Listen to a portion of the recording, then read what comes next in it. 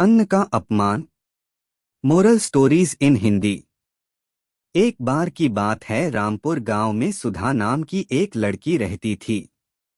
वह देखने में बहुत सुंदर थी, लेकिन उसकी एक आदत खराब थी कि वह खाना खराब करती थी। वह ज्यादा खाना लेकर खाना फेंक देती थी। कुछ समय बाद उसकी शादी हो गई। उसकी सास ने उसको तिजोरी की चाबी और बाकी सभी जिम्मेदारी सौंप दी और बोला कि वह अभी तक अच्छे से घर चलाती आई है। अब सुधा को सही से घर चलाना है।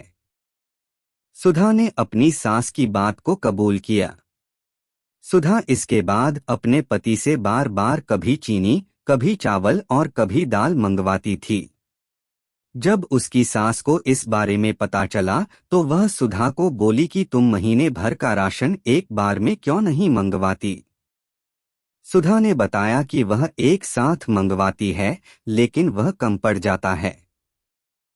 सुधा की सास ने इसके बाद पता लगाने के लिए कि राशन कहाँ जाता है, रसोई में थोड़ी नजर रखनी शुरू कर दी। कुछ दिन रसोई में देखने पर उसको पता चला कि सुधा ज्यादा खाना बनाती थी, जिससे बहुत सारा खाना फ्रिज में पड़ा रहता था।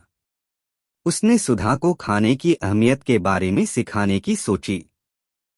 एक दिन उसने सुधा को बुलाकर कहा कि हमारे पहले वाली नौकरानी के बच्चे की तबीयत ठीक नहीं है, मुझे वहां जाना है, क्या तुम भी चलोगी? सुधा भी अपनी सास के साथ जाने के लिए तैयार हो गई। अपनी नौकरानी की बस्ती में जाकर सुधा की सास ने कहा कि मैं अभी रास्ता पूछ कर आती हूँ। इसके बाद सुधा वही खड़ी रही। सुधा ने एक घर के अंदर देखा तो एक छोटा बच्चा भूख के कारण रो रहा था।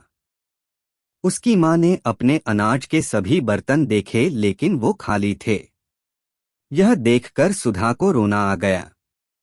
कुछ देर बाद उसकी सास आई और उसको अपनी नौकरानी के घर लेकर गई। नौकरानी के घर जाने पर उसका लड़का बीमार लेटा हुआ था। जब सुधा की सास ने बीमारी का कारण पूछा तो नौकरानी ने कहा कि वह एक घर से बचा हुआ भोजन लेकर आई थी, लेकिन उसको नहीं पता था कि वह खाना खराब था, जिससे उसके बेटे की तबीयत खराब हो जाएगी। यह कहकर वह रोने लगी। कुछ देर के बाद सुधा और उसकी सास अपने घर आ गए। घर आने पर सुधा अपनी सास के गले लगकर रोने लगी। जब उसकी सास ने कारण पूछा तो सुधा ने बताया कि मैं खाने को कितना बर्बाद करती थी और किसी को खाने के लिए 2 वक्त की रोटी भी नहीं है। उसने कहा कि अब से वह खाने को कभी बर्बाद नहीं करेगी। सुधा को खाने की कीमत महसूस होने पर उसकी सास खुश थी। इस कहानी से हमें यह सीख मिलती है कि हमें अन्न को कभी भी बर्बाद नहीं करना चाहिए। कहानी पढ़कर कहीं ना जाएं दोस्तों। नीचे कमेंट बॉक्स में जाकर अपना कीमती कमेंट हमें लिखकर जरूर भेजें। हमें आपके कमेंटों का इंतजार है और हमेशा रहेगा।